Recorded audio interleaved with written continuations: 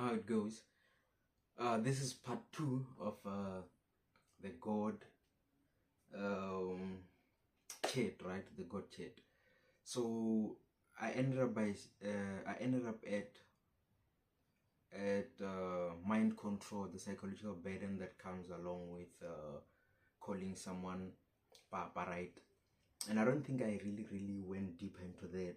And let me just take it from there, right? So now, when you call someone, let me just get some. When you call someone papa, right? And now, one thing that we cannot separate from the black story is the issue of daddy issues, right? For some reason, especially in South Africa, I don't know about other countries or I don't know about other countries, but in South Africa, we have a lot of absent fathers, or we had, because now you find a lot of young guys rising up to the occasion, trying to be fathers, like good fathers, which is an applaudable thing. It's good, but in the my dad or that generation, we have a lot of absent fathers, right? Me included. So when you go to a certain place, a church, and you get there and you start calling this person papa, the psychological implications of that are heavy. We cannot ignore it. That's no wonder you can give your entire salary to this person. No wonder as a female you'd let him sleep with you. No wonder even as a guy you'd let him sleep with you because of, and you're not even aware maybe that it's because of that attachment that you've just formed between you and him. And now understand that, number one, you see him as a representative of God. Number two, you see him as your father, and you say, this is my papa, right? Now the combination of the two is what makes people lose their minds. It's what makes, because it's too much to control if you're not aware, if you're not conscious of what you're doing, if you're not conscious of the implications that comes with. So you have to break out of that cycle if you are going to stop being controlled by other people other than yourself. You need to know yourself. You need to study the environment with which you spend a lot of time in. You need to understand or study how you being at a particular place, number one, makes you to act. Number two, when you are in that particular environment, there are certain things that you know, it's like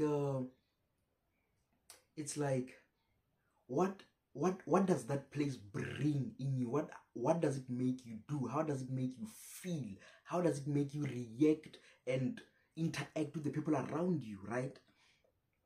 So you find that the reason why we have so many people in church who are victims is because of precisely that idea of calling someone papa.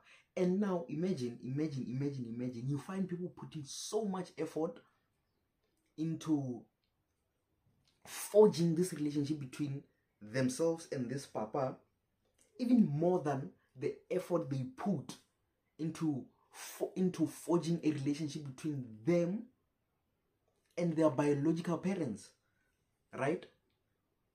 Which is crazy because these so-called representatives of God also, they enjoy it. And listen, the only way you can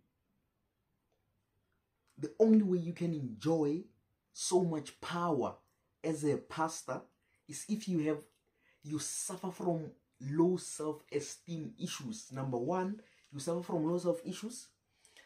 Number two, you have a lot of insecurities. There are a lot of insecurities that you do not do. Listen, guys. A pastor or this person who says he represents God, before they are a pastor, they are a human being, right? They are a human being, and of course, we know how, you know, how fear is instilled in people about touch not the anointed, and 1 2 3 1 2 3 1 2 3 4. First of all, that question, let me quote the scriptures. It is, touch not my anointed and do my prophets no harm. Number one, before we even get to a lot of things, we need to understand context. In what context was that spoken into? Because if you're going to withdraw context from any text, then it could mean literally anything. So the context.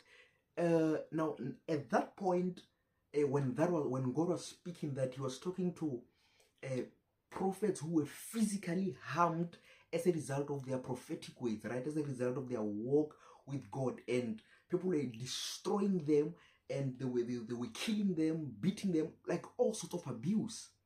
And God said, touch not my prophets and do my prophets no harm. That verse has nothing to do with you questioning the doctrinal standpoint of this so-called prophet.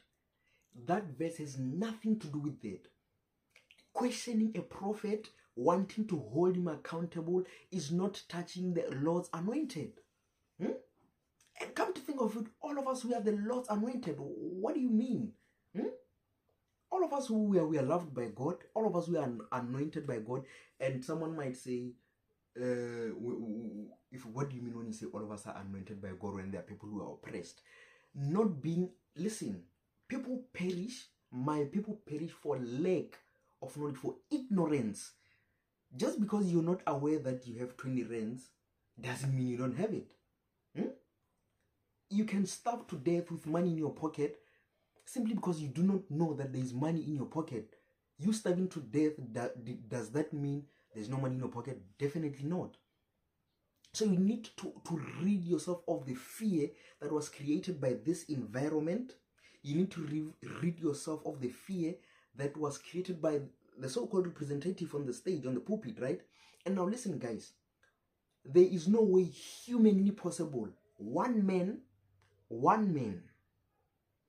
can be the center of attention. Listen, even if those were not his intentions, even if he never intended to be praised, or he never intended to fall victim to his egos, or those kind of things, it's just impossible for one man to stand on the stage and listened to by professionals week in, week out. The poor, the middle class, the professionals, the presidents, the politicians, they want wisdom from this guy.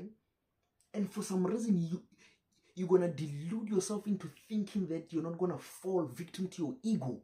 No.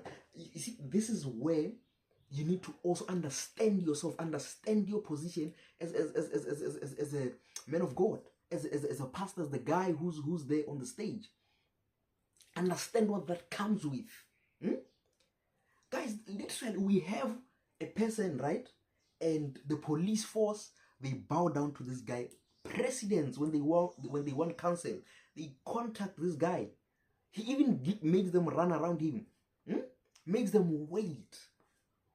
And you think he's gonna be able to handle all that? Nah, man. No, man. So the right people who need to make sure that this guy stays in check is the members. Because members need to understand that without them, there is no church. And I know, arrogant pastors will say, nah, God didn't just call me for these people. If I go somewhere else and start up, you can leave those people and go start up somewhere. Ego is ego. The very same problem that made you run away from there will follow you to wherever you're going, right? It's just like that. That's why you can run away from one province or one country to the next, and the same stories that you ran away from will follow you there and will manifest there. New stories, fresh stories, but same identity. Why? Because the problem is you. The problem is this power that you're surrounded with, and you've surrounded yourself with. Now this guy, oh God. Now I don't want to zero in on pastors, but that one is definitely coming, right? Where we're gonna be talking about the church scene, which now has become a crime scene, really, where you have these people getting super. Oh God, that series is definitely coming. Let's get back to the God chat, right? And we were talking about church mind control and stuff like that. So now, how do you escape being mind controlled? How do you leave all that? How do you move away from that camp? Not even move away. How do you liberate yourselves? Because now church is an important part of society, right?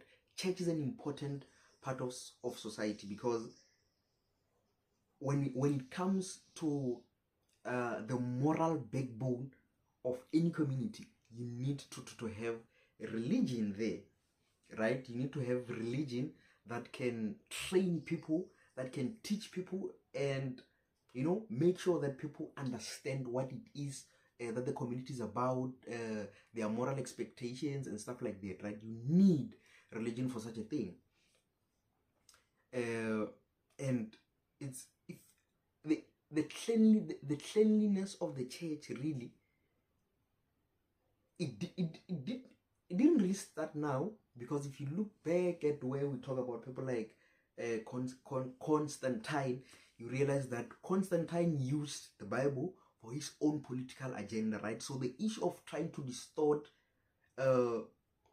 certain teachings did not start now. So the sooner we understand that part, the thing about the Bible is that it is its own memorandum, right? You look at it thoroughly, you see that now it asks questions, and it also answers the very same questions, right?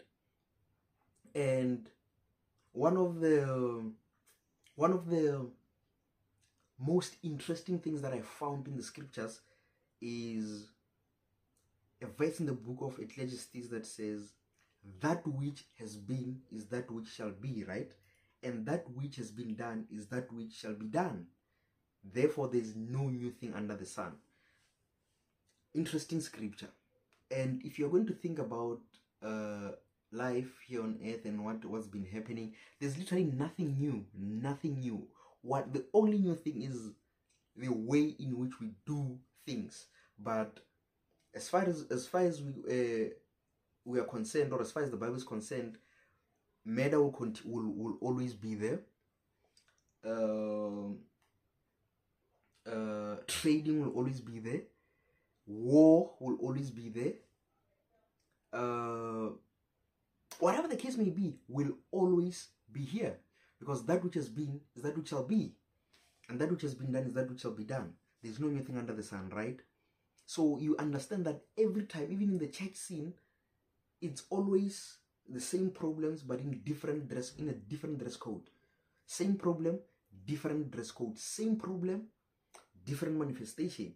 But it's just the same thing. So you need to open your eyes. You need to evolve. You need to grow. You need to build that relationship with God. You need to build it for yourself. You need to build it, or else at this point, I was talking to a friend of mine, and I was like, at this point, I honestly don't feel sorry for any person who gets scammed by a pastor, right? But at the same time, I call myself to what I'm like, but there are people who don't know. Really, there are people who do not know. There are people who don't know. There are people who are desperate, who are so far from information, not by choice, because they don't even know that there's information to be searched, right? So you can't really blame such people. So the most we can do really is just to continue conscientizing people of what's been happening around. I know a lot of you can relate with what I'm saying, because you know South Africa is a religious state in a way. Church is church. In South Africa, church is church. We go to church every time. Church is a part of our lives. So if church is going to remain like that, we need to at least hold these guys accountable. We cannot continue having our grandparents, our daddies calling. Imagine 73-year-old, 80-year-old calling a 19-year-old papa. Imagine. Just imagine that. Now imagine he does it in front of the whole church, right? And everyone seems to not be paying attention to what's happening, because all the attention is at the man of God and the honor that he's getting from this 70-year, 80-year-old man or woman, and he's calling him Papa. And the church celebrates as they're saying the anointing upon the man of God is tangible, visible, all those kind of things. But do you understand the psychological burden that this 8-year-old, like, he's ripped himself of all his dignity, whilst in the name of God? When even this, the very same Bible that they're reading says Timothy, which was a young pastor, I think Timothy was 18, if I don't have my wires crossed, right? Paul says, there's no need for me to quote scriptures because you can literally just Google now. So Paul says, Timothy, treat every older woman as you would your mother, every older man as you would your father, right? And your age mates and whatever, treat them as your sisters. Yet today Timothy wants his father to call him father, to call him dad. You also need to, to sit your parents down, educate them, talk to them, tell them that no, this cannot happen. Literally, you hear things that says, if my pastor were to come to my house, I, as the man of the house, will leave my chair, and where I usually sit as the man of the house, I would, give him that chair, and he would sit there. And for me, honestly speaking, I would be happy to do that if that man of God happens to be Jesus Christ. Because imagine your wife looks at you making space for another. Oh God, it's crazy. That one, if I go deeper into it now, we're not gonna finish. But guys, this is part 2, and I'm not gonna do another part now because there's a lot of ideas coming out, and yeah, it's a story for another day. But we will get back to this one, hopefully with a few people to discuss this, because there's a lot of people who's really gone through church hurt, who's really gone through the most, who have been manipulated, brainwashed by all these pastors who call themselves representatives of God. So yeah, I'm out.